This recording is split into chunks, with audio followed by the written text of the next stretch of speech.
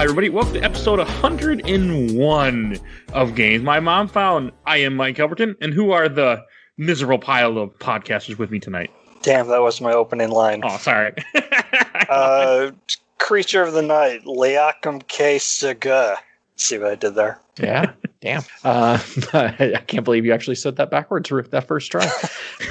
I practiced. Yeah, well, I guess I'm just the miserable pile of secrets then, known as Adam. And Adam, where my people might know you from? You may know me from other episodes here on Games My Mom Found, or on a podcast of my own, Talk Games and Chew Bubblegum. You see, after you just stumble when you podcast. Yeah. Just part of podcasting. Yeah, you have been on, I should have kept track, but I have not kept track. But I know it's been 5 or 6 at this point. Yeah, something like that. And Mike, why don't you introduce what we're talking about tonight? This was your pick. Mike said, let's play your favorite game, so we're playing 2008's Wii Music for the Wii. Oh, I played the wrong game, but now I'm excited.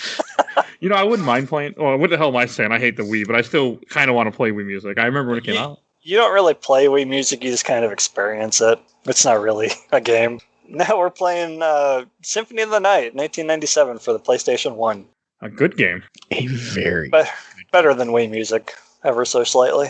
Yeah, I know you're joking, but did you actually like Wii Music? I own it. I bought it when it first came out, but no. Okay. I put more time into it than a lot of people did, I'm sure. But I remember it came out when I worked at Target. I remember selling it to idiots, but that's about as far as I know of it. I've never played it, and I probably never will. Yeah, it's okay. You can watch one YouTube video and get the gist of it. You never really need to play it. I just hate the whole everything with the Wii. I don't like pointing my Wiimote at things. No, you play Donkey Konga. It's a better Nintendo music game. Yeah, Donkey Konga's good. Yeah. I was in a local used shop recently, and they had Donkey Konga 2, but I didn't see any of the bongos. It's like, I kicked myself for throwing away my other pair of bongos when I moved not too long ago. Because otherwise, now I would have just put them in a box, shipped them to you. But yeah, we could have done a Donkey Konga episode. And I even saw one at a Goodwill years ago, and I didn't buy it. I'm like, damn it! Now if I find one, I actually will buy it just so I can mail it to you. That's why everyone clicked on the Castlevania episode here. And talk more about the Wii Music and Donkey Konga. Yeah, so we should talk about Castlevania. Why the reason that people are here, not for us to joke about frickin' Jungle Beat and how I really want to play it.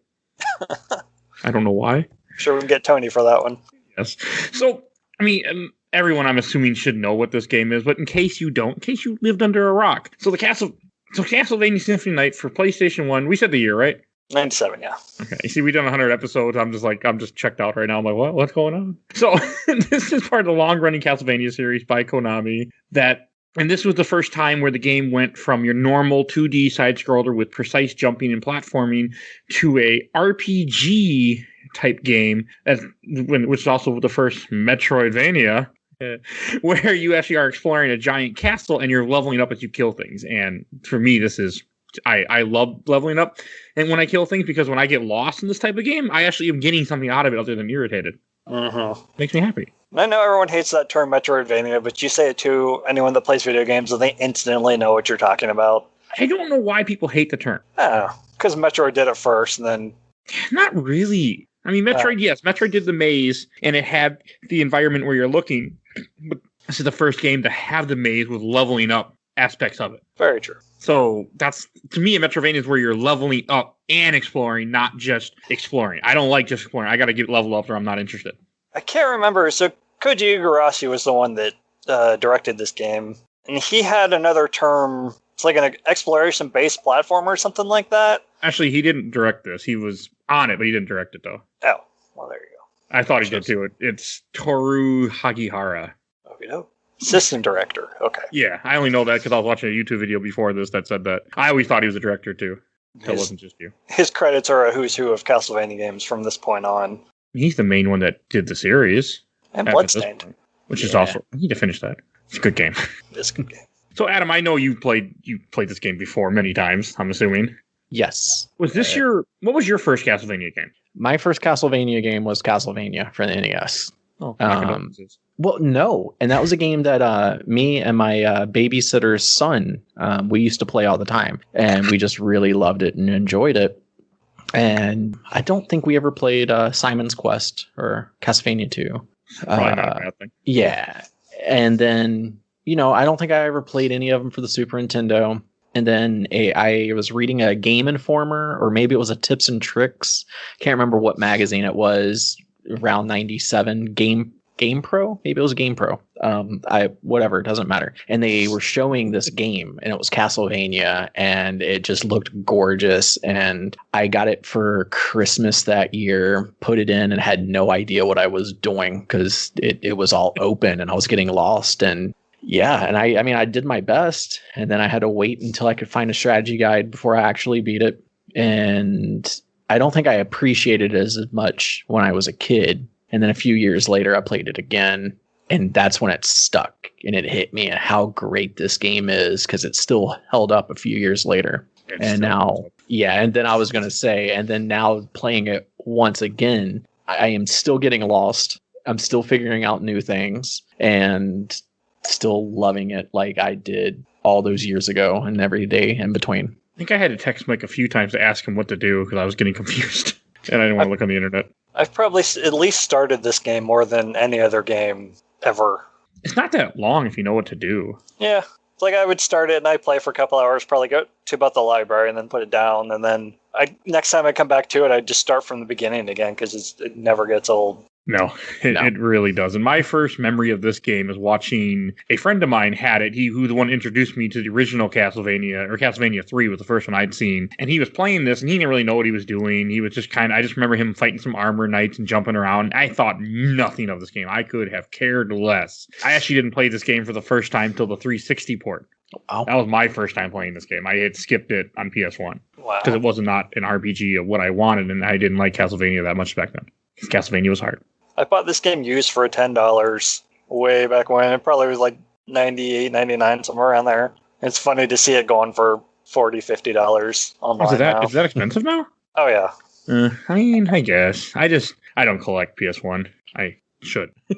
I got out of the collection game. I would get a collection and then I would sell it just to get a better collection, and then would sell it. So I just now get all my games online, so I can't sell it and just enjoy that collection.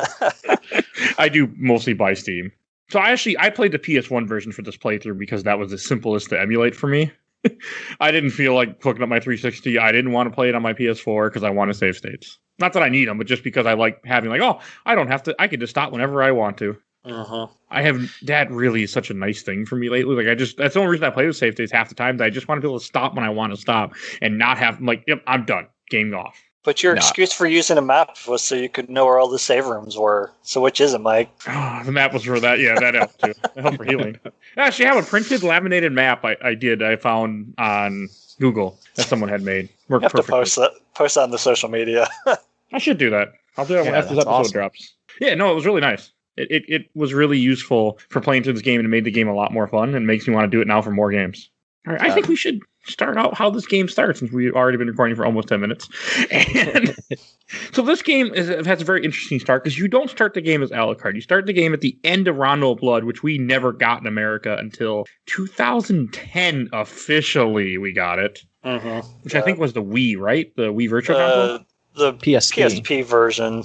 God, that was before the Wii?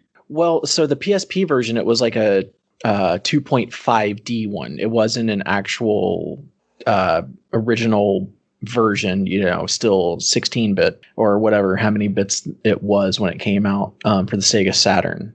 So it was like a remake with PSP that included Symphony of the Night. And then maybe you're right, the Wii was Virtual Console. Might have been one of the first times that we actually got to play the true game.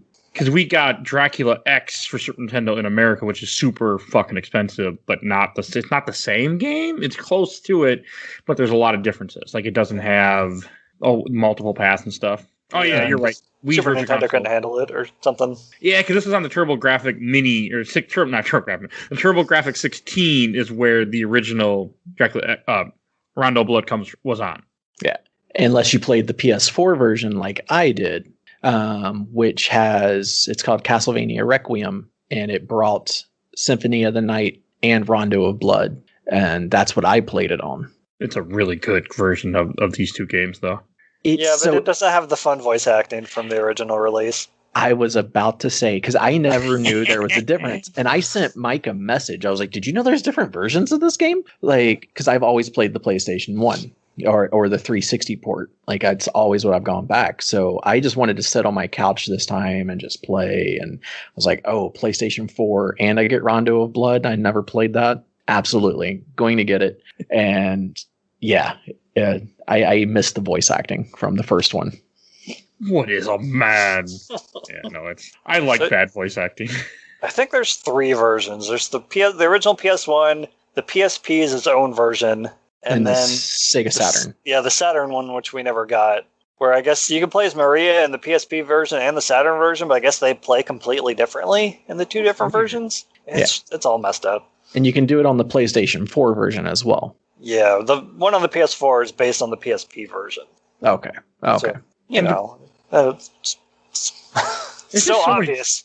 There's so many changes to this game. I was actually originally going to play the PSP version because I wanted to try Maria, but that didn't. I suck at Rondo Blood even with save states. I just couldn't, and it didn't help. My controller would not go left for some reason on the PSP emulator unless I use the D-pad, and I'm using a fake 360 controller, so there is no D-pad. Yeah, I think you have to find Maria in Rondo to unlock Symphony in the PSP version. Yeah, it told me what to do, but I barely got to the first level, and I'm like, fuck this is too hard.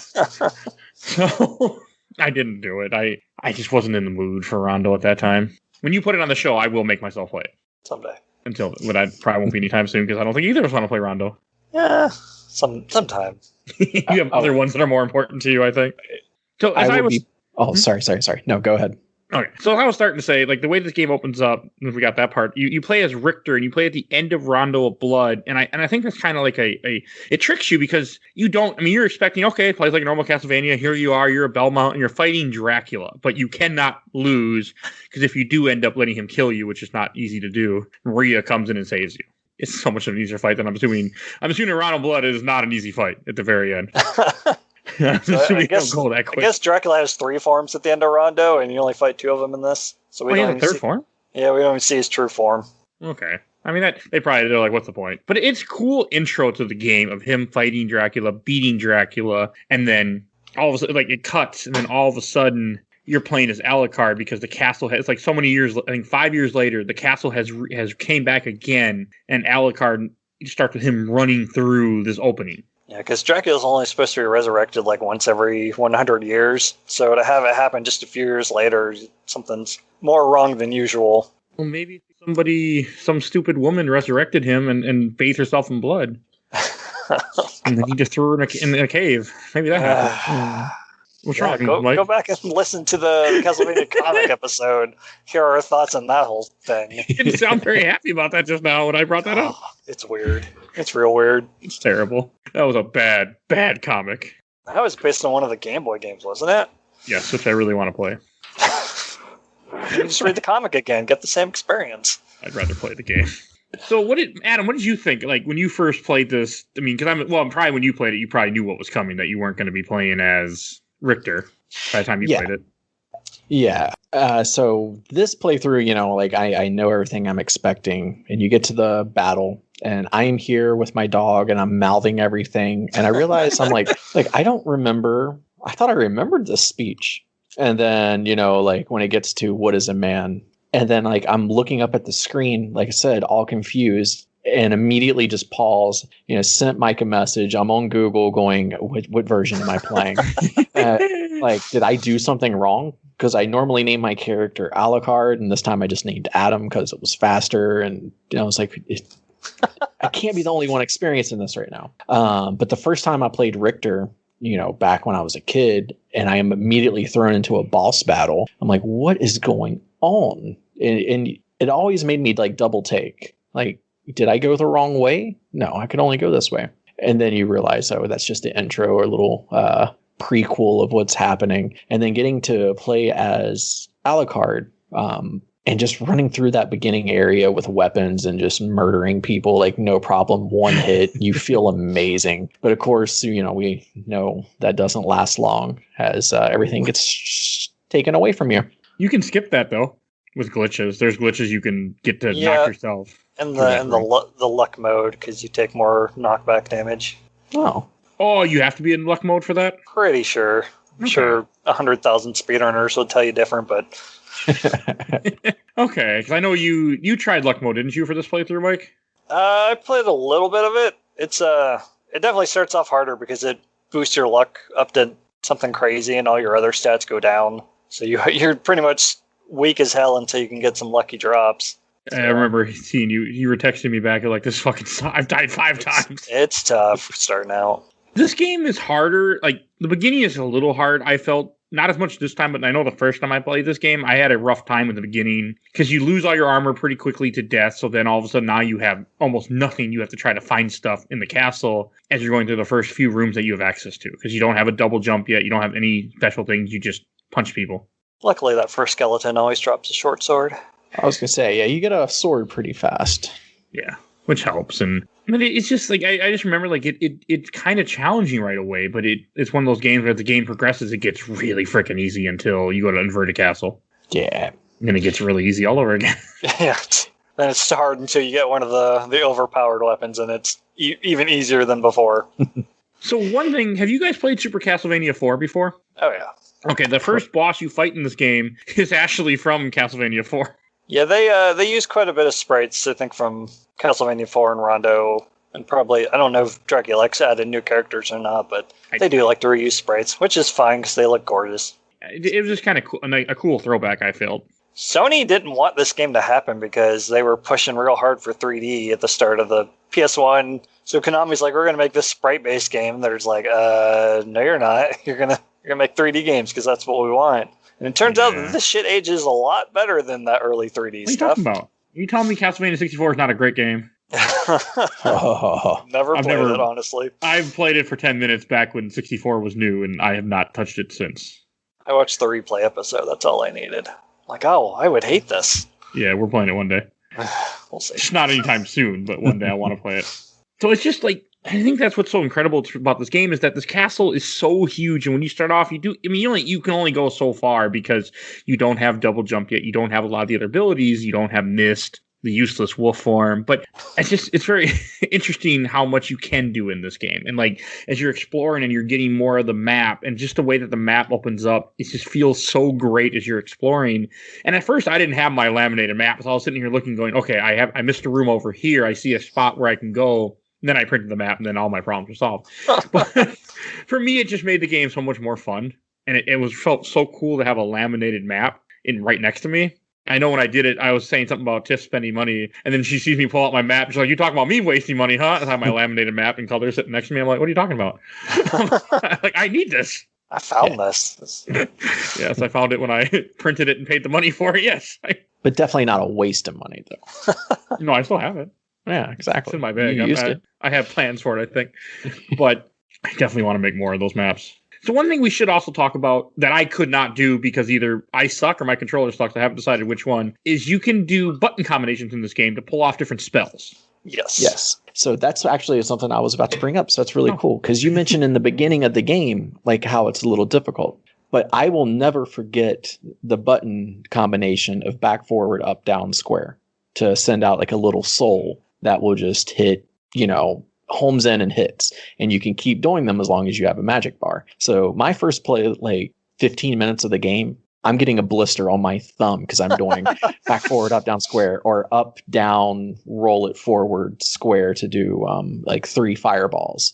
Kind of takes longer, but they do a lot of damage. But those are the 2 that I will always be engraved in my head, and the only 2 that I can consistently get work, because some of the other ones are just damn near impossible. I only did 1 or 2 like more high-powered ones completely by accident when I was just running around. I just somehow put the combination. He did some spell, used up almost his whole bar. I'm like, well, okay. That's Soul Steal.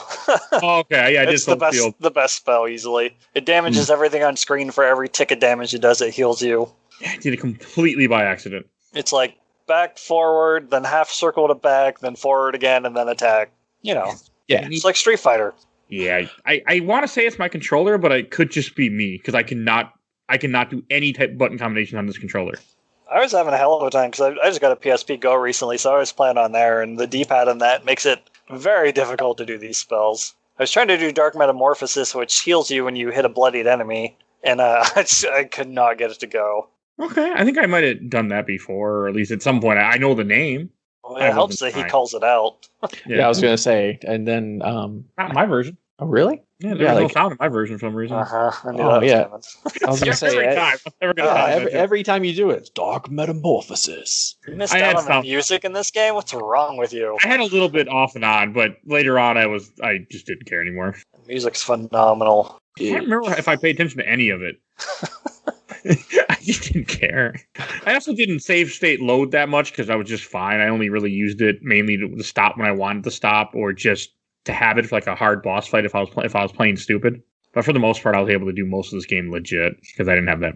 It's not that hard once you level, because I level up a ton because I kill everything I see because I have to. Because you're constantly getting lost. Yeah, that does happen a lot. But I love experience in games. So I'm like, I'll just keep leveling up. I'm having fun, and then time I get somewhere I need to be, I'll be powerful enough to handle it. Combat's pretty fun for as simple as it is. It's like even now, I still find myself jumping, doing a short hop, and then attacking because it mitigates the lag of swinging the weapon. So just Alucard looks like a little rabbit jumping up and down, swinging a sword just to kill enemies faster. And that's the other thing that we should mention, that all the different weapons you get, they all handle, like, depending what kind of, if you have a sword, a fist, a great sword or something, like the animation is slower or faster depending on the weapon, and that all, your attack speed, that plays such a big part in how you play this game. Yeah, and there's so many unique ways to play. Yeah, nunchucks and shields and rods and holy rods, that fire blast, which I didn't know did until this playthrough. So I'm curious, like, maybe there's just something in the game that I'm missing, but is there a way that you can figure out that a weapon does an additional attack?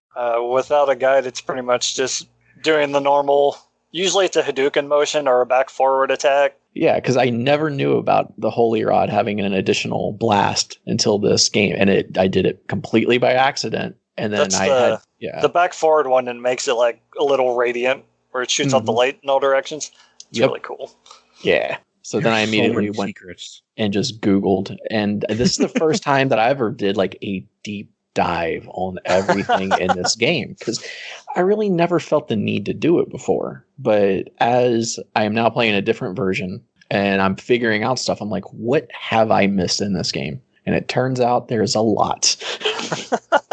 Yeah, there is so much to this game. Like, and one thing that really got me too about this game is that there's a shop. You can buy stuff. You can buy potions. You can buy better equipment. And that made me happy. I didn't use them this time, but I know when I played this game before, I used potions a ton because either I sucked or something, but there were a lot of potion use. I never used potions because you have to equip them to your offhand. It's really bad. Like, you can't just use them in your inventory. You have to go in, equip them, use it, then go back into your inventory and equip whatever you have. So, yeah, I just save a lot to get my health back.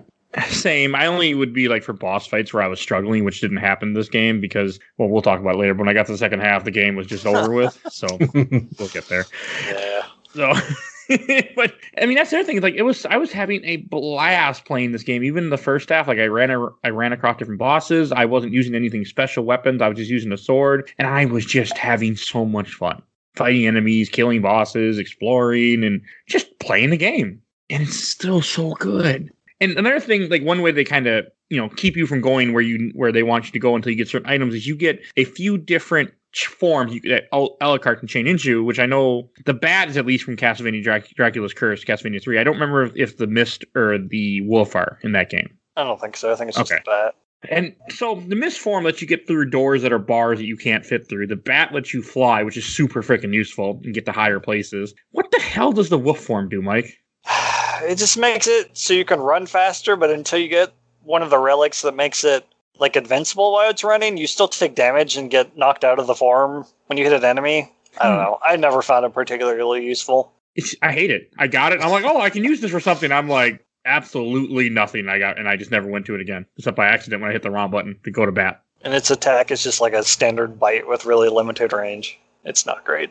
No, again, I'm sure some speedrunners out there is going to tell me that I'm wrong, but no, they use it to transform and then jump off an enemy, and when you transform back to get up place without double jump.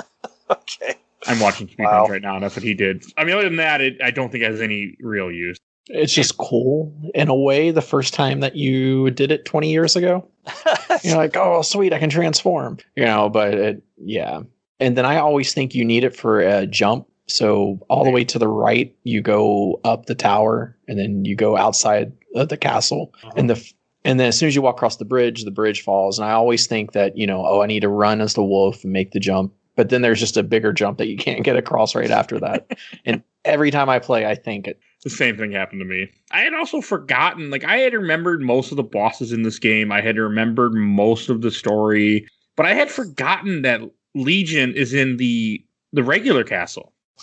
What is it in this? Groffaloon? It's Legion. But yeah, no, I know. I was like, what? I'm like, Groffaloon, what the fuck? This is Legion. For those that don't know, Legion is a giant, weird alien surrounded by bodies, and it drops bodies at you. And it's a iconic Castlevania boss. Its first appearance is this game, but then it's in most of the other games after this, including, I think it's on that online, Harmony of Despair. I love that game. It's a good game. Is that the multiplayer one? Yeah. Yes. I never got to play that one. I had it, but didn't have any other friends that had it. And just my internet sucked, and I never really got to play it. So I'm sad now. I have it on 360 with all the DLC, and I barely ever played it. So, yeah. I might have to fix that someday. Once coming up after we're done with busy season, I'm going to find all my old games and get my 360 hooked up. So I will be possible. That would be nice. Because I really want to play it. But I like Legion a lot, even though he annoyed the hell out of me in this game this time. But he's still a cool fight, and he is challenging though in this game. I felt that when he's just dropping bodies at you, and there's just so many freaking bodies. Especially if you don't kill him, you don't do any crowd control, you will just get overwhelmed. This is one of those fights where Soul Steel helps because, like I said, it hits everything on screen. It hits all of his body parts at once. Oh. Well, as much as it can fit on screen, and then That's it kills cool. all the walking bodies at the same time and heals you for everyone that it hits. Oh, that's a lot better than the way I was playing. I just hit him with a sword. I mean, that's a good tactic, yeah. I didn't have anything special yet at this point. I couldn't do this. I tried doing spells, but I failed terribly every time I tried, and I'm just like, screw this. There's an upgraded version one, the Soul one that Adam mentioned earlier, where you hold up and go half circle to down and attack, and it shoots out 4 of them at a time. Mm-hmm. It's real useful for that fight too. It's just one. I mean, I was just surprised because I really thought it was in the upside down castle. So I was really confused when it showed up here. I don't know. That might have just been me. But one of the other fights that I think also stands out in the first castle is when you're going this, you're trying to find out who the master of the castle is. You think it's Dracula. You told Death earlier when he takes away your armor that you're here to stop Dracula, and you run into the Colosseum area, which is really freaking cool. And you see a guy sitting on the chair, and it's for those that play the opening of the game or know Castlevania, you see Richter Belmont sitting there, and he's like, I am the master of this castle. And then I don't have the script pulled up, unfortunately, in front of me, and then he sends after 2 bosses, a Minotaur and a werewolf. Werewolf. It's so damn cool because all of a sudden you're like, what the fuck? Why is Richter Belmont the owner of this castle? It doesn't make any sense. And I think it's so cool how they do that to you. Yeah, because before that, you run into Maria, who is an adult now, and she says that she's here looking for Richter, who disappeared. So you know he was there somewhere, and then you find him claiming to be the ruler of the castle. I really like that. So something else, to get into the Colosseum, after a few plays, and you have a double jump, and you've gone through some areas, there's a clock room that has 2 statues, and the left statue, I never knew this, and have gotten incredibly lucky every time, is on a timer. Uh-huh.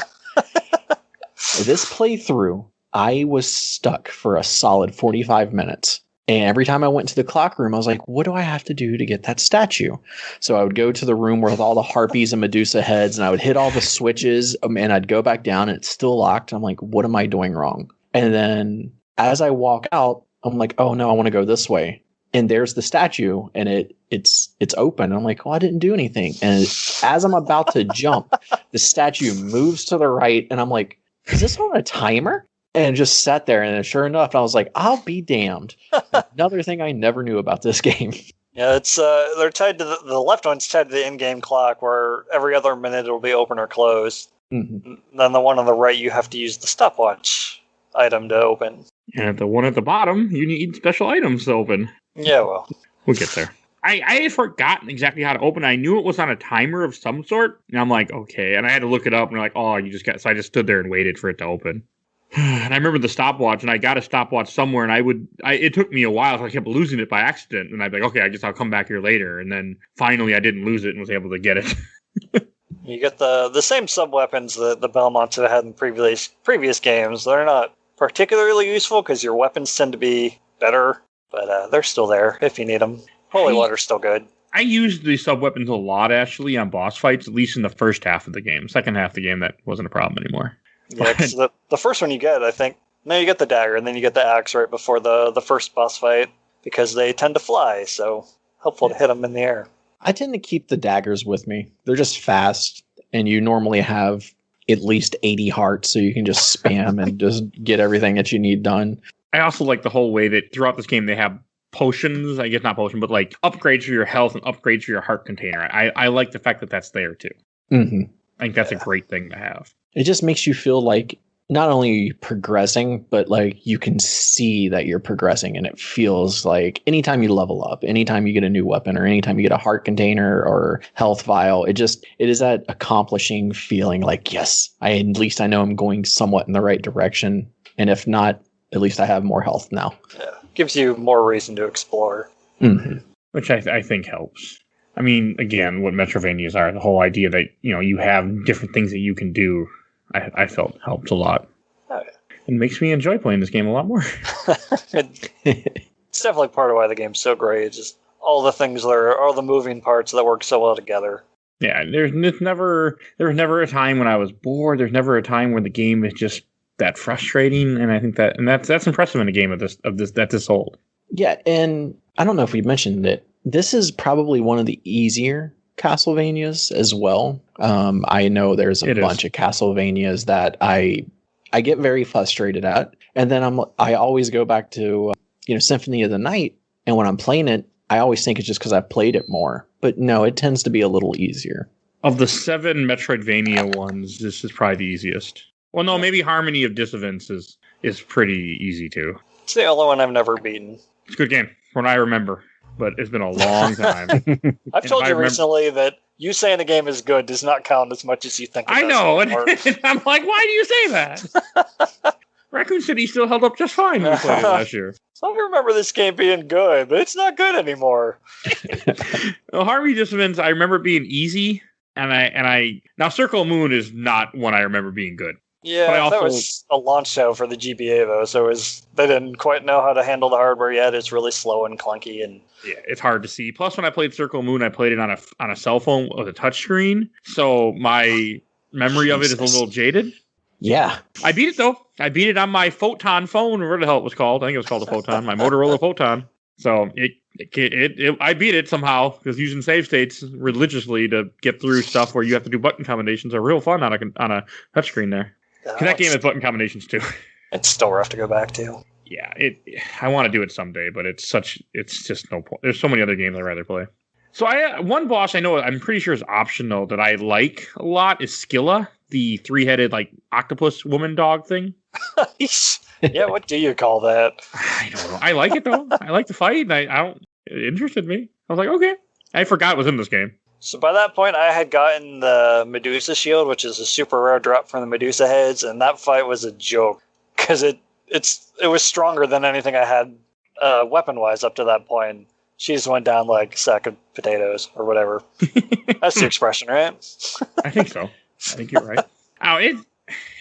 It's a decent fight for some reason, and that's again like I didn't need to explore everything. I think I had the right items because unless you get one of the rings down there, I can't remember. So the whole point of the first castle, besides you trying to stop Richter, is you have to get, well, if you're playing the game correctly, you have to get these 2 rings which are in different parts of the castle that will then, when you go back to the clock tower room, will unlock a hidden room that you end up meeting Maria in, which gives you the holy glasses. Because I think that's another thing that's kind of funny about this game too, that I'm sure many people back in the day fucked up and got a special game over, because if you go to Richter, because you'll as you explore the castle, you can get double jump, get the bat form, you'll get the opportunity to go.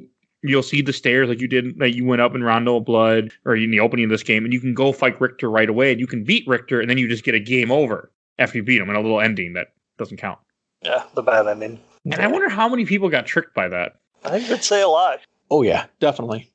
Like I said, the rings are way out of the way. Like you have to go all the way into the catacombs to get the spike breaker armor to get one of the rings on the opposite corner of the castle. And oh yeah, you read the description, it says equip in the clock tower. It's like, Not super intuitive, but you explore enough, you're going to find them eventually. But I imagine you're going to find that throne room a lot easier the first time. Yeah, no, I found I found a lot easier. The spike breaker armor, I actually at one time, I think I tried to fly through that thing with just a bat form without the spike breaker armor. That's not easy to do. I don't think you can. Maybe you can. I don't know. But I know it was not easy when I did it. When I tried it. That's all I remember.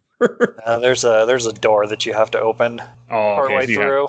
You have to have the spike break armor then. Yeah. Or you die terribly. You have to get the bat and then the echo of bat to be able to see through the dark room. Very good progression in this game. I like it. Yes. The only time I use that echo of bat. Yeah, until you get power of echo, and then it actually does damage, but it's still not great. And doesn't he shoot a fireball too? Yes. Yeah. Okay. I never got that this time. If you get, which we haven't talked about yet, the familiars, there's one that is a bat, and whenever you turn into a bat and shoot a fireball, it'll also shoot a fireball. Oh, that's cool. For every 10 levels it grows, another bat will follow you when you turn into bat form. I barely got any of the succubus, or not succubus. We'll talk about that. Familiars. Mainly, I just used a little demon guy that I got at one point, and that was it. Yeah, you have to use him twice. He presses a button, which he has dialogue. He's like, "Oh, look, a button! I should press this," or something stupid like that. God. It's something really corny like that, though. I just can't remember exactly. That's another. They changed all the dialogue, unfortunately, in this version that Adam and I played, so it's not nearly as funny. No, the dialogue's bad in the PS1 version. I should press it and see. God, that what it is? I'm pretty sure. It was something stupid. I mean, I did hear it. So I did have sound on, but I wasn't really paying attention. It's real good. It's just a step above the Resident Evil voice acting. But I enjoy this one so much more. Oh yeah. Yeah, Resident Evil voice acting is just terrible. Even though it's funny, but it's really bad. Jill, wait! Don't open that door. You're telling me you want to play the PS1 version on the show? I probably would, honestly. I want to, actually. Because we never covered that one yet. That'd be good. Mini, because you don't really need to go through all the story again. We already did that for 3 hours. So, back to Castlevania. Another thing, I really like the save points because they're just coffins that you go into. And that's all he says, because he's going to sleep, essentially. And it didn't dawn on me that he's sleeping until you get to one that's purple for some reason in a kind of an off sector of one of the places that you're going down to. You completely miss, but then he goes in there and all of a sudden he wakes up in like a nightmare. It's actually called Nightmare. Yeah, I love this little part. Like, it is so cool. You see, because it gives you backstory too. If you don't know, which you see, Maria is chained up. Not chained up. She's tied up, about to be burned at the stake, and you have a whole scene. It's Lisa, Alucard's mother. Oh, what the hell am I saying? Wow, I was gonna say I know what Lisa won. Now I'm confused. Okay. I blame Deadly Premonition. It's been hurting me. Well, I was just gonna go at something else I never knew about this game. Yeah, something that no one knew, apparently, just me. Yeah. So yeah, I like that part with Lisa, and I love how he's remembering this, and all of a sudden she's like, "And remember what I tell you: kill the humans or hate the humans." He's like, "Wait a second, my mother never said that." I like that. Start with that one over there. I like this fight. I like the succubus a lot. Really do. But then again, that's a whole other story. No comment. Yeah, you already know. But it just, I think her design is cool as hell. But then again, I have a thing for that type of outfit. And the fight is just cool too. Like it took me a little bit of trouble to get through it just because she clones herself just to find the right form to hit. I mean, I was at a point where I was leveled up enough. I had decent equipment. If I got hit, I didn't give a shit. Like, it didn't hurt me. I'm like, oh well, hit me. I don't care. I'll just bounce back and kill you. Because it doesn't take too long. As long as you're killing everything in this game and exploring, you will be pretty damn powerful by the end of when you finish the first castle. Oh yeah, for sure. Yeah, and I like that in a game. I like being overpowered. Especially with your luck. We'll get there. No. Well, here's the thing. Y'all are both talking about like, oh yeah, I got these rare drops and stuff, and I'm like, I didn't get shit in this game. This run through, I only got one rare drop, but I kind of wish I didn't, because there are things that when you get, we're almost there. But I love how if you follow the way the game you're supposed to play in this first section, and you get the holy glasses that we were talking about, and you go to Richter, and that's when you see that you still fight Richter, but you see a little green orb floating around Richter, and it's one of those things where I never would have figured out not for the internet and people telling me about it. Like, if I didn't know it existed, I would have beat Richter and said, okay, I'm done with the game. Yeah, Maria gives you the holy glasses. She doesn't really say a whole lot. She just says they'll help you, and you check the description, and says it sees through like dark illusions or something. So like again, it's not super intuitive. I don't know if that's a translation thing or what. But speaking of that Maria, where she gives you the glasses, new to the version that Adam and I played, you actually fight her in that room.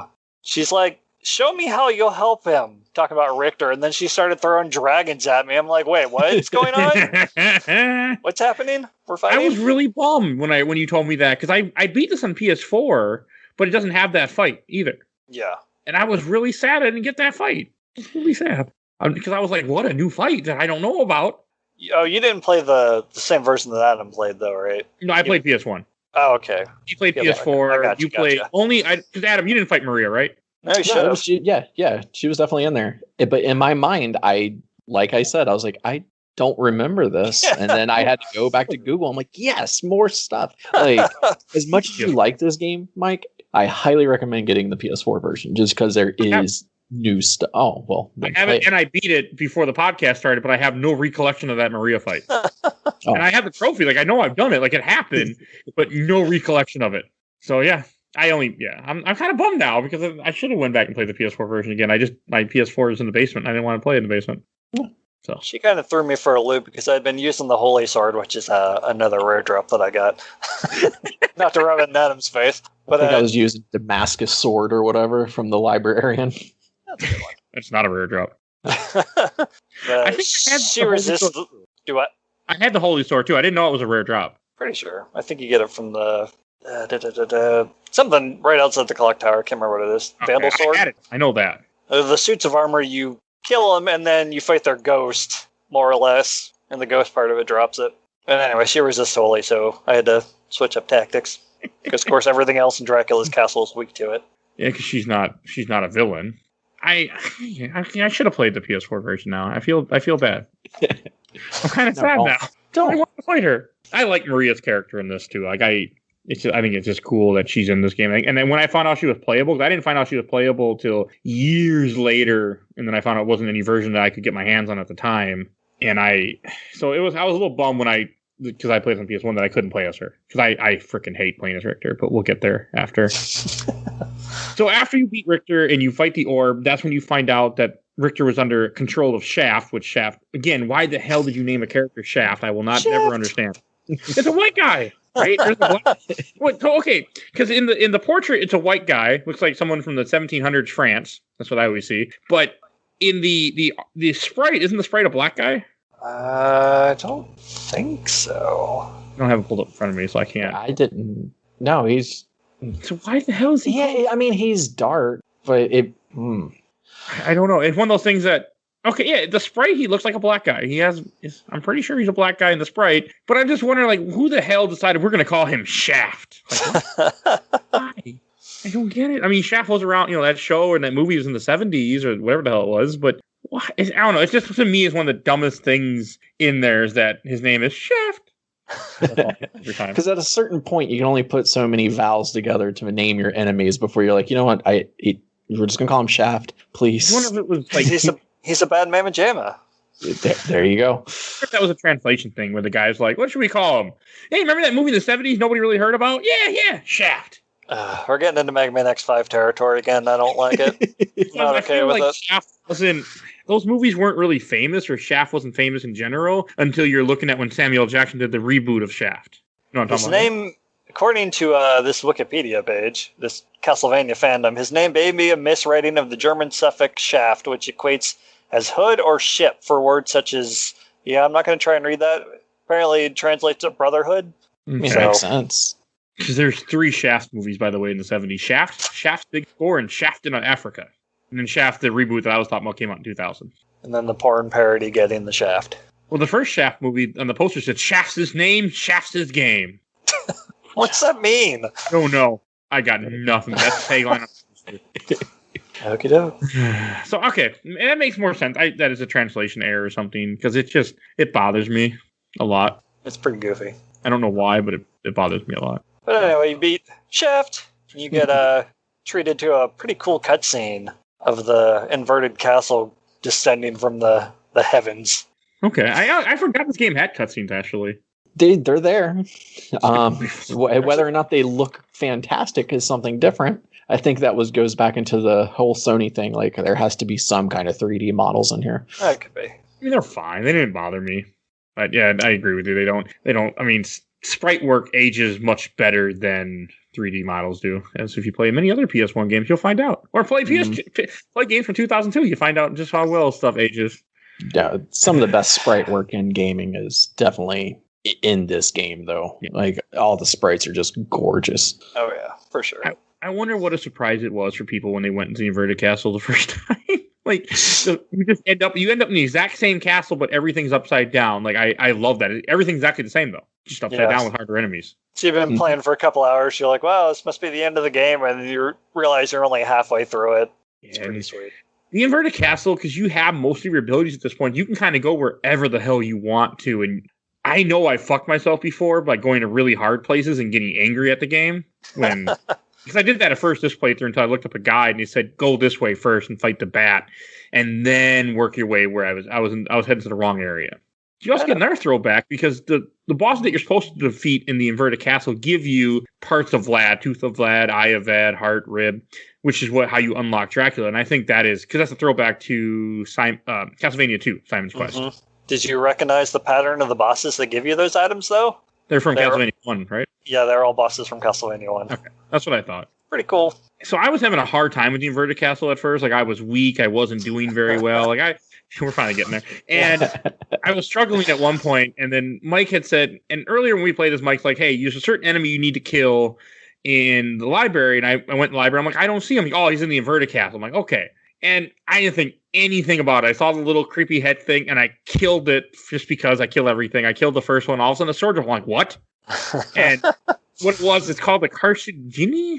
Chrysogrim. But the thing about it is when you tap the X button or whatever the button is for attack, in my case the X button, it hits like 5-6 times in rapid succession, so you can just tap the button nonstop and destroy everything in a heartbeat. It's pretty good.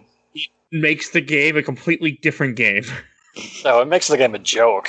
It wasn't like, it was cool, but after a while I'm like, I'm kind of bummed I got this drop because now there's no challenge. I don't even give a shit. I'm just like, oh, look, a boss. Tap, tap, tap, tap, tap. Boss is dead in like seconds.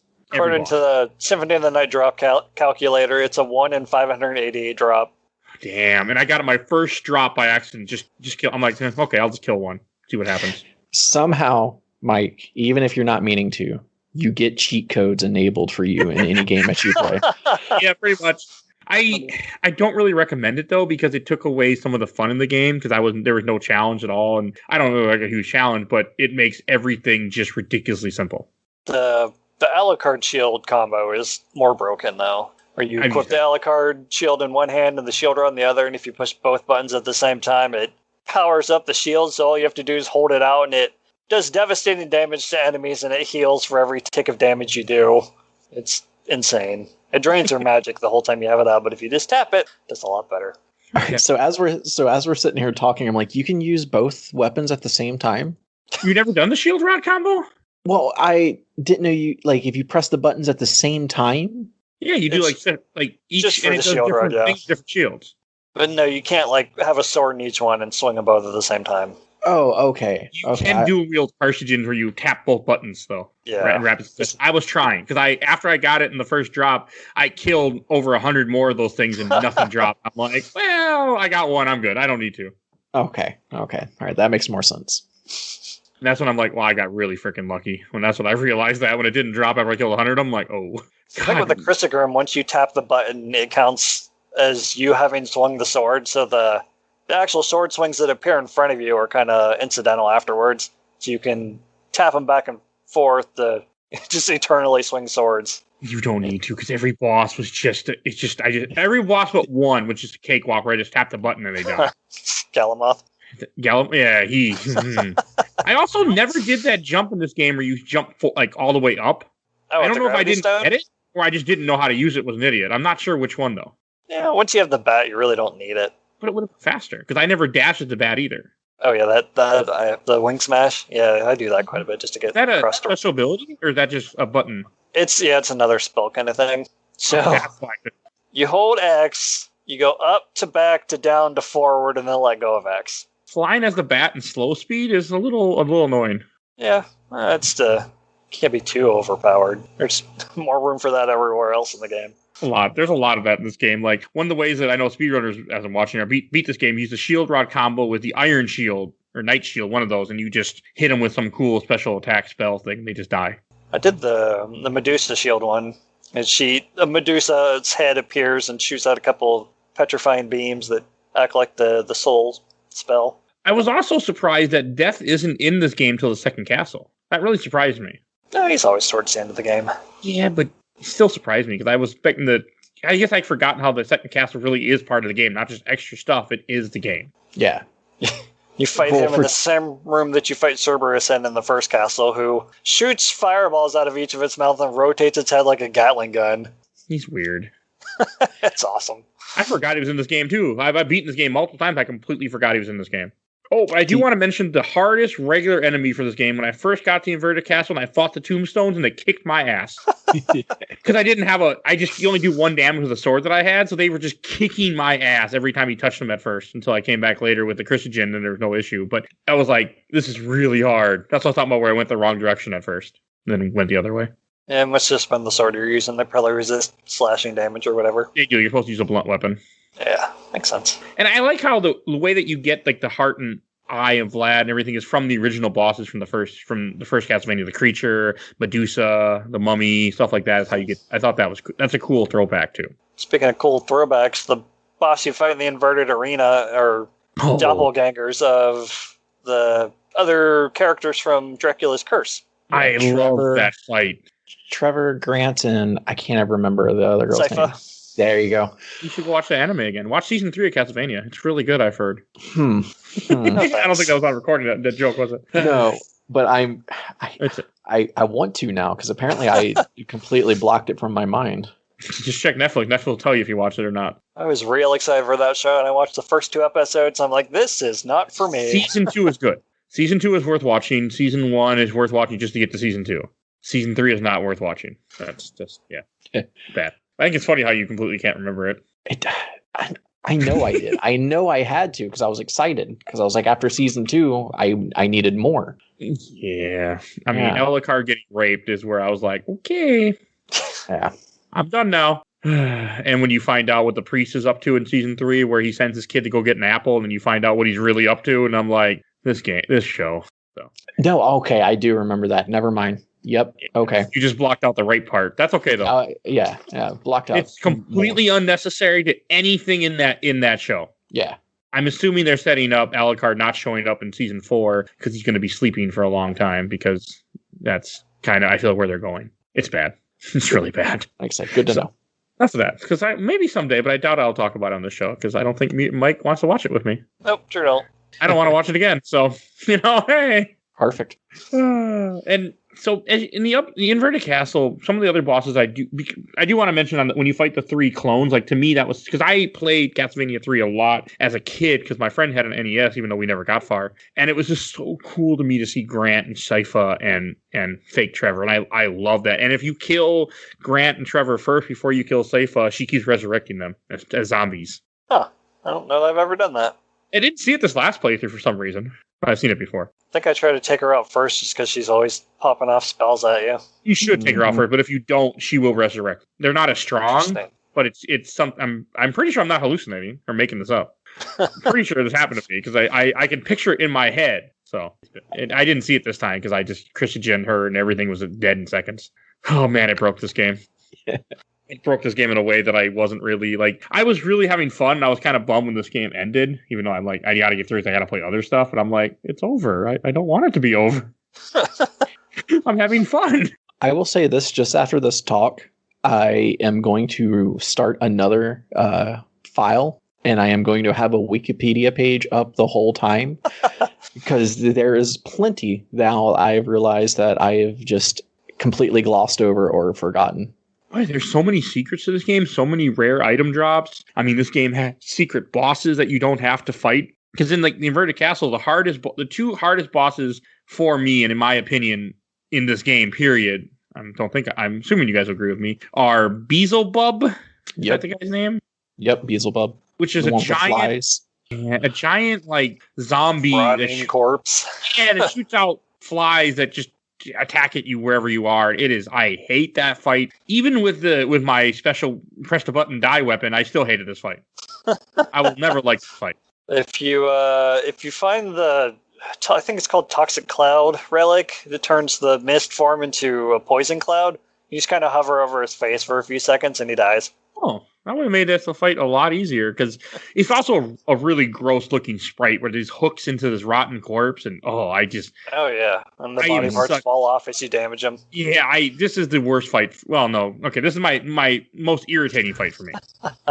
He's hard. He's also up, so you have to jump up to get to him. Like I would have to go in bat form, fly up in bat form, turn back to normal, slash him, and then fall down, which is not the right way to do this fight. Yeah, this is where that gravity stone jump would help you quite a bit. I had it, I think. I just don't know. Either I didn't know how to use it, or I didn't realize I had it and kept looking for it. Because I was looking for it the whole game, like, where is it? And I think it was, and I watched a speed run of it when he picked it up. I'm like, I'm pretty sure it was in my possession the entire time. And I just didn't realize I had it. Entirely possible. Because that's this game. And then the other boss, which is ungodly, ridiculously, has way too much health and does way too much damage, is Galagamoth, right?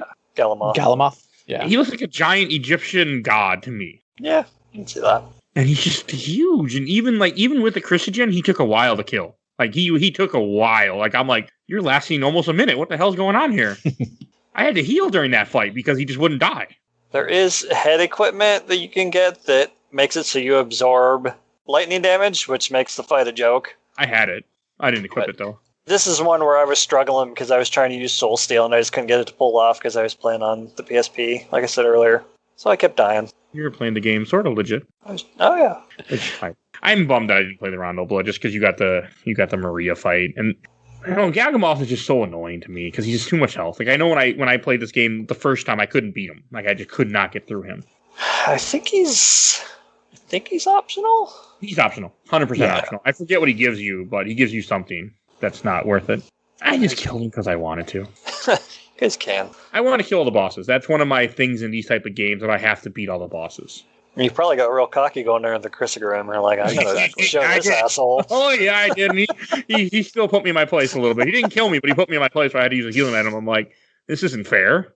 You're supposed to just die like everything else in this game. You're supposed to die to the death button. Pretty much. I mean, like, he's the only boss that gave me trouble this playthrough, where Dracula's just a joke. Oh, yeah. He's no challenge at all. Yeah, no. He never has been. And I think the only thing left to really talk about is, because once you get all the 5 pieces of Dracula, then you're able to head to the clock tower room again, where you get the holy glasses, but this time you go all the way up and you go in that same room, but you fight Shaft again. But this time Shaft isn't a glowing orb. He's a purple guy. You're still in an orb for some reason. There's a bunch of... Yeah, I don't get it. Because he's dead, I guess, because Richter killed him, so he's a ghost or something, I guess. He's not hard at all. No, he's super simple. And after you beat him, then Dracula gets resurrected. Is Dracula not at full power, though, in this one? He sure looks like he does when he shows his true form. Yeah. Okay. I can't remember. With Dracula always in so many different games, and it's so many things are... Sometimes he's at full power, sometimes he's not. It depends on what they want with the story. It turns out the Castlevania timeline's kind of a mess. I actually know most of it. I still haven't watched that video. You should, damn it. I keep forgetting about it. Everyone should. Gamer Thumb TV did a whole timeline about Castlevania. Not the Untold Legend one. You don't want that. You want the other one, and it's like 5 or 6 videos, but I've watched it multiple times. It's really damn good. There's now curious. People will never know I exist.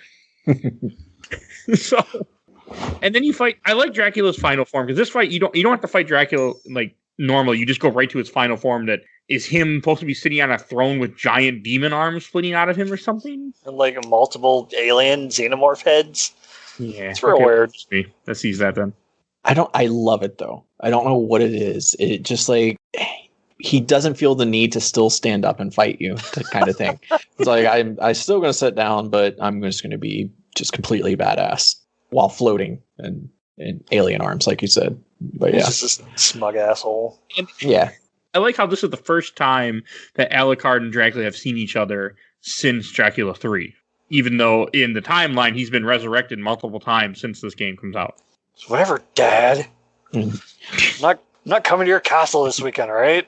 He's in the Game Boy games happened before this. Simon happens before this. I know there's other ones too. I just can't think of them off my hand. I think Circle of Moon is after this.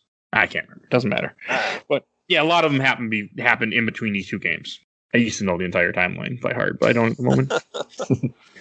I like Castlevania a lot. I suck at the original one, but I really like Castlevania. See, the first one is one I still like. If I was to open up my Nintendo emulators, I guarantee I have Castlevania like either still running in one of the screens or ready to load because I love that one so much. I suck at I can't play the original one because the jumping is too precise for me, and I can't do it. That's why I love the Metroidvania ones, but anything else I just can't play. Not legit, at least. Good thing we don't have one of those on the schedule for next season. Well, I won't be playing legit, so I'll be just fine. I'll be safe steady. I won't have any problems. But I do love all the RPG elements in this one because enemies are weaker to certain items, and I never with the Galamoth fight, and you were like, yeah, if you just equip this item because it absorbs electricity. I'm like, I mean, it makes sense when you say it, but when I'm playing it, I don't think of Castlevania as that in-depth of an RPG style game. And I guess I'm just used to just platforming and swinging whips around that I really need to start reading the item descriptions just a tad bit better. In most games, I mean, it's just so detailed in this game for some reason. Mm-hmm. Way more than you would expect. There's so much more to it than, and I think, and this is also probably one of the best Metrovanias, period, but definitely one of the best Castlevania games. Oh, yeah.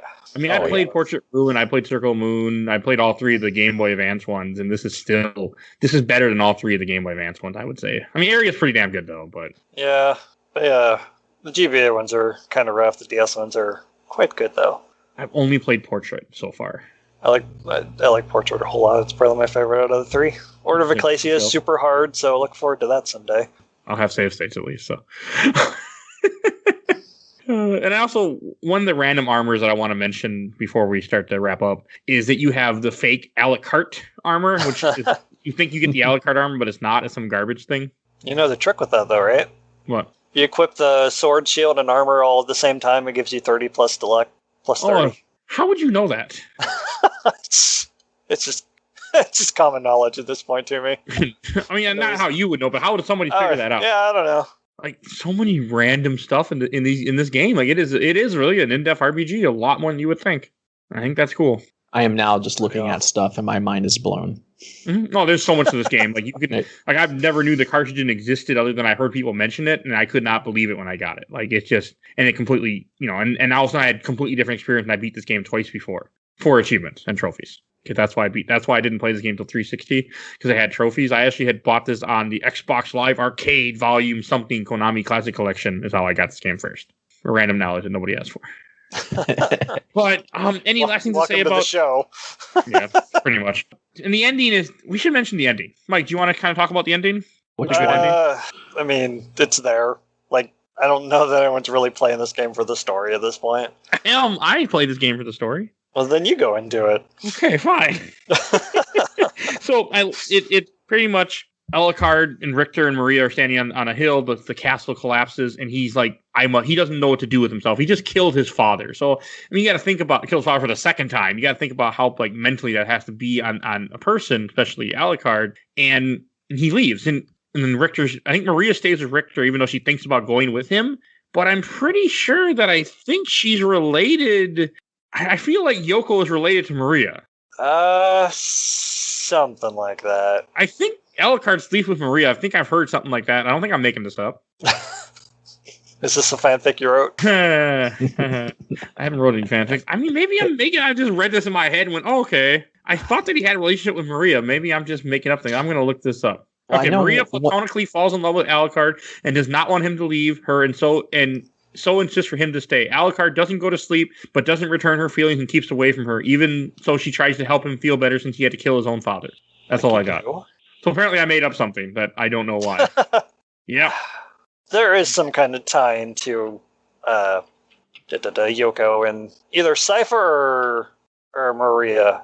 It might be Sypha. Yeah, no, there's definitely something like that, but I thought that she had something to do later with somebody, but I can't remember. Who knows? Apparently, if you get over 199.1%, then Maria does follow Alucard. Oh. Okay. Okay. There you go. Yep. I guess. According to that random thing I just pulled up. Yeah, because there's like 4 different endings, right? Yeah, something like that. Counting the bad one. Yeah, there's 4.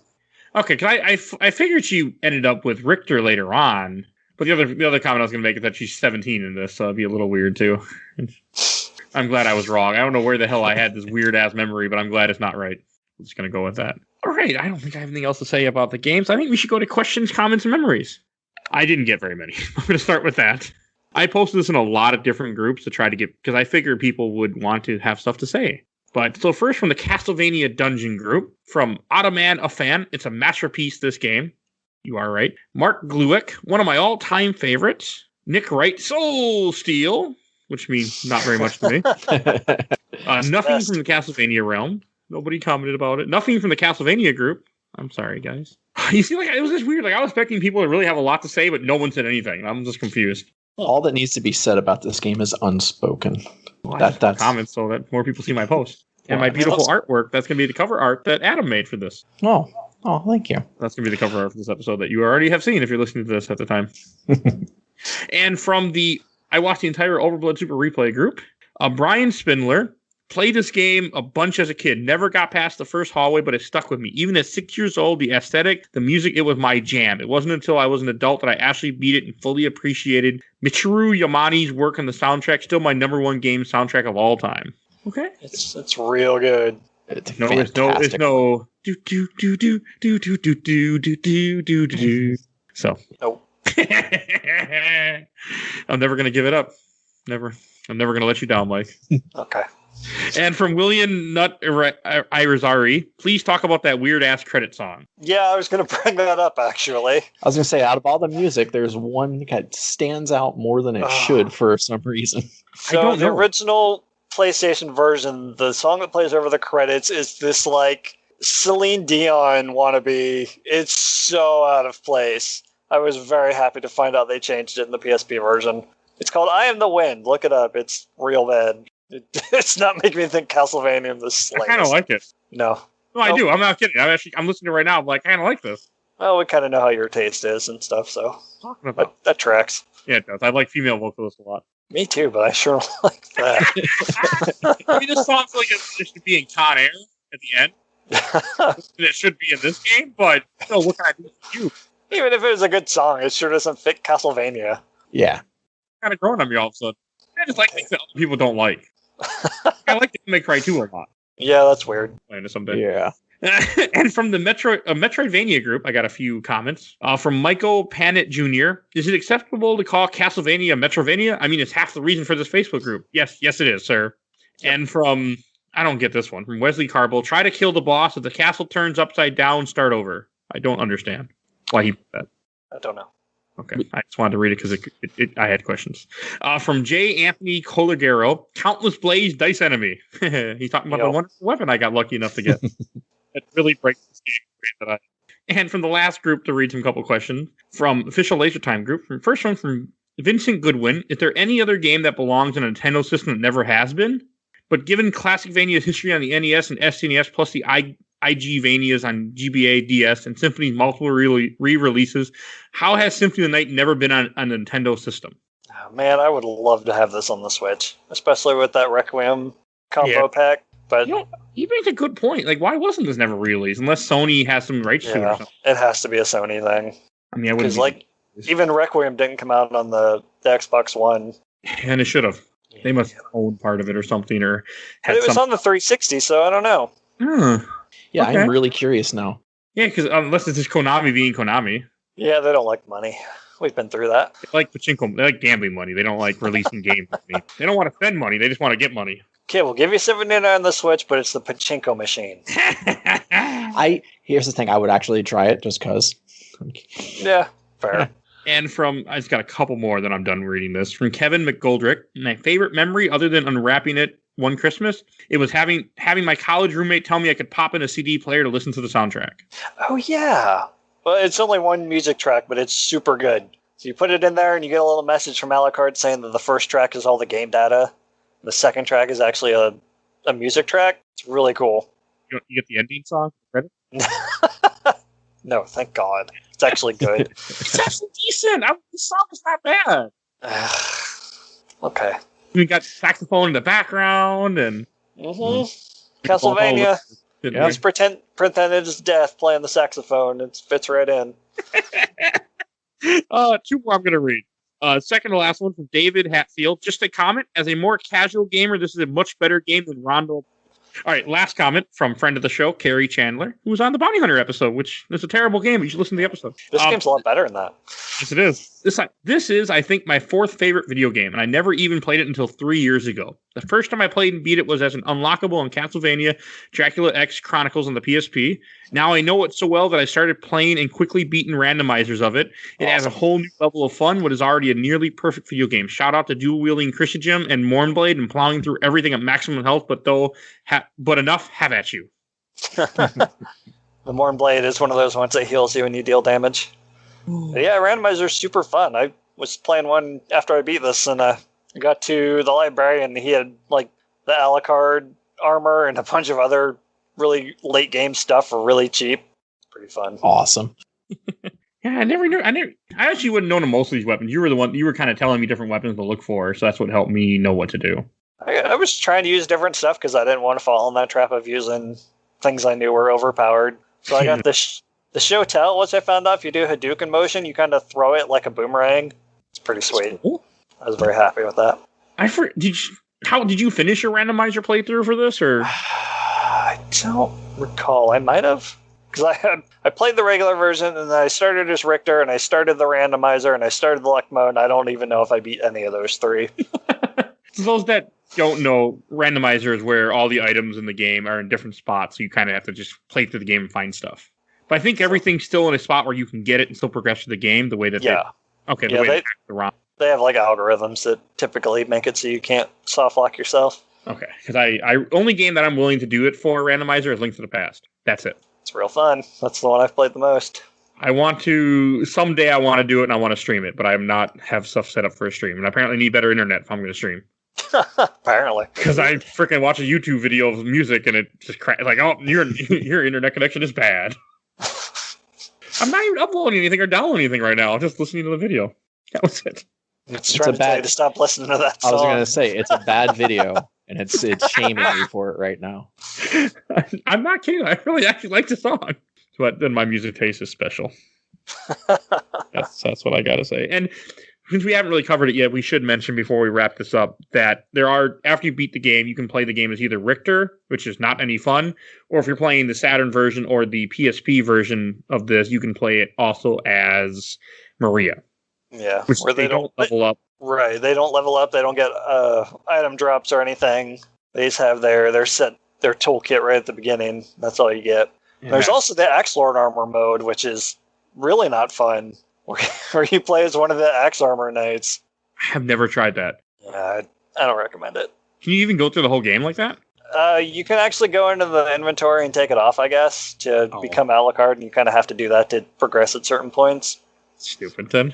Yeah, it's not fun. Okay, I will never try that. I tried Richter, but I'm not good at button combos, so I can't do all his, because he can't double jump, he has to do, some uppercut thing. Yeah, the thing that you didn't do in the main game. Yes. That thing. And I did want to play as Merica though, but I could not. I didn't try Rondo Blood hard enough to get through that part. I tried one night and I died. I'm like, fuck this, and I just turned off and I just didn't, and I just hooked up the PS and I plugged the PS1 instead. I mean, there's no bad versions of this game. Saturn's supposed to be a bad version though. I've heard. It's got a whole new area, new bosses though. The underground garden. When you fight the skeleton lord, because my guy's like, when you fight the skeleton, I'm like, what the hell is this? And I asked Mike, and he's like, I don't know what you're talking about. Then I realized, I'm like, oh, yeah, wrong version. I think I was going to look up a ROM for that, and I never did. I don't know how easy Saturn is to run on emulators. Yeah, I don't know. I do want to try those. I've never played a Saturn game before in my life yet. You can play Clockwork Knight. I've always been inexplicably interested in that game. I have no idea why. What the hell is it? I don't even know. I remember seeing ads in video game magazines. I'm like, this looks cool. And for some reason, it's stuck in my mind. Oh my god, no! I've seen this cover before. This does not look cool. But I'll play it. But it does not look. It looks like a mini for us. Oh boy. Oh yeah, that looks real bad. That looks like Toy Story on the Genesis and Super Nintendo. And there's a second Clockwork Knight too, by the way, too. That I knew that too. Oh yeah, this looks awful. Maybe not. We like playing bad games on the show, I thought.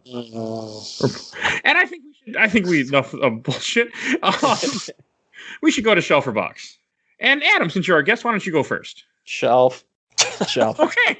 I don't need to explain it. It's Shelf. This is such a great game. It still holds up to today's standards of what you want in a game. Even though it's sprite work, it's some of the best sprite work that you'll see. It's just gorgeous. It's smooth. The music's fantastic. I'm still learning things, and I thought I knew, like most of the game. But now the internet's opened my eyes to so much more stuff. And that being said, about a 20-year-old game that I thought I loved, I'm going to fall in love with more. Shelf. Okay. How about you, Mike? The one comment that called the game a masterpiece kind of sums it up. And if you really want to hear my thoughts on this game, just rewind the episode and start from the beginning again. There's really nothing bad about it that I can think of off the top of my head. There really isn't. Like Adam said, the sprite work is fantastic. It might be my favorite sprite-based... Well, it's my favorite game, but my favorite sprites in games. The music's phenomenal. It's just fun to play. So yeah, it's going to go eternally on the shelf, and Wii Music is going in the box. I forgot that we started that Wii Music joke in this episode. I got to get the bookends. Got to wrap it up. That's all right. I'll go next. I mean, this is also definitely going on the shelf. I love this game every time I played it, and I will play it again because it's just such a good game. It doesn't get boring. It doesn't, and I played it a completely different way than I ever expected to. So, I mean, if you haven't played it, you should. I mean, it's not on PC, is it though? I don't think so. No, because I originally was looking for like Steam and Epic, and I was going through the stores because I didn't want to run it on emulator. I don't know why. I wanted the physical copy of the game and didn't feel like digging up my 360. It's one of those games you got to respect by playing the original version.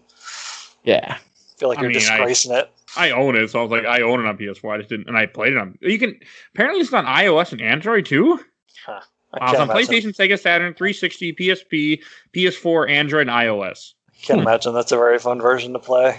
No, I wouldn't recommend playing the iOS version at all or any of that on a phone. I mean, Castlevanias on phones are not fun. I can attest to that. I've done it. Well, I mean, if you can hook a controller up to it, which $3, yeah, $3 on Android. Buy it. Yeah, $3 and fully compatible with game controllers. I wouldn't see why it's not an easy buy at that point. Hey, and Chrono Trigger is $10 on Android. Oh man, Square and their re-releases on iOS and Steam and stuff is just ridiculously priced. It's crazy. What are you talking about? The World Ends With You is only $18 on Android. Yeah. How much is it on Switch? I don't like Square. I mean, hey, at least they're releasing stuff. Unlike Konami's, like, I'm surprised it's even on Android and iOS. I bet. And no other Castlevania game is. You could easily put them up there. Why not? Sell them. Then Nintendo releases their stuff for $60, so I guess $15 for Final Fantasy VI on Steam isn't awful. Yes, it is. You've seen the sprite work where they did my sprites? They ruined my sprites. They ruined them. Okay, enough bullshit. We should. So I knew all three of us were going to put it on the shelf. I mean, we just played a couple bangers, then we played a bad game before the other banger, and then we're playing another odd game next week, which since it's none of our picks, I'm going to introduce what we're playing next week. Next week, because apparently we like to suffer on this podcast, we are playing Deadly Premonition.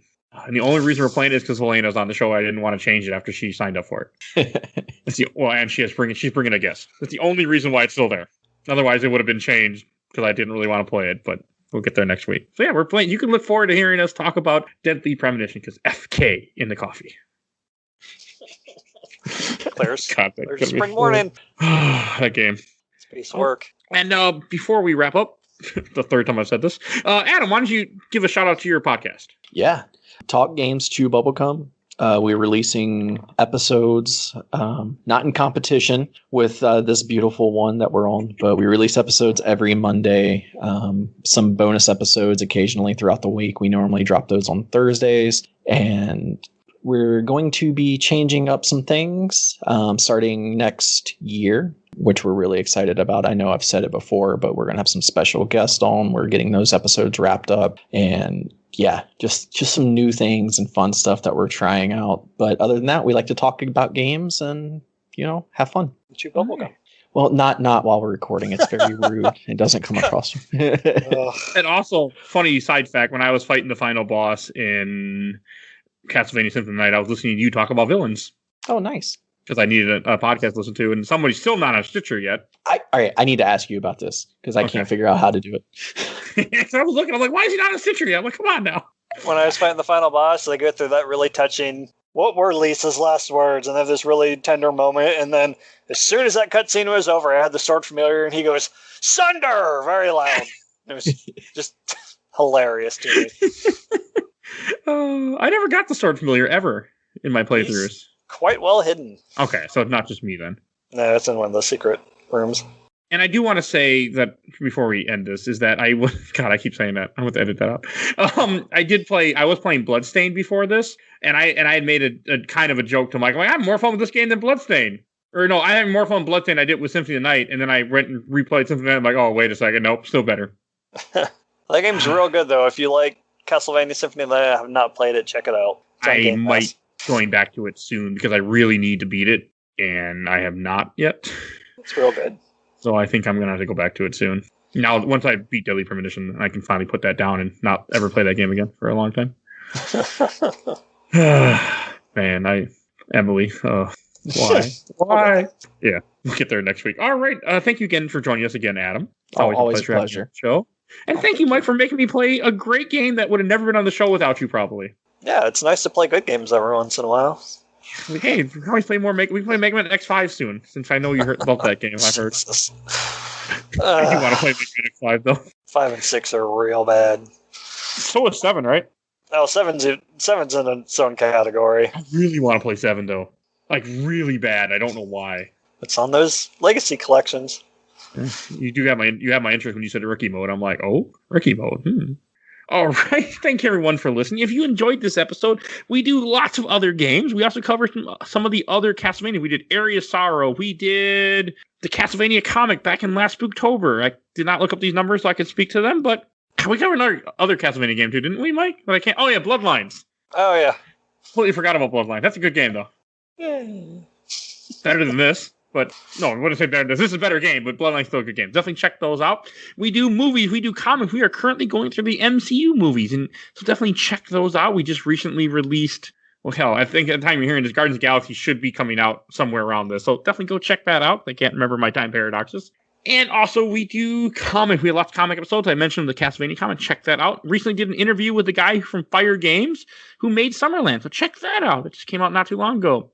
And give a shout out to our awesome intro and outro, courtesy of Bobby, a.k.a. Mike Stoney from ZP Bite the Bullet. From the I forgot the line. You've only said it like 100+ times. Cool Kid Squad is the name of the song. I don't know. I'm tired. I am not with it tonight. So thank everyone for listening. Cool Kid Squad from the EP Bite the Bullet. Yes, that's what. Please follow us on Facebook, Instagram, Twitter, and YouTube. Just search Games My Mom Found. You'll find us. We're on all the social medias that I'm aware of, at least. And I think I need to stop talking. We will see you guys all next time. Bye, everybody. Bye-bye. See ya.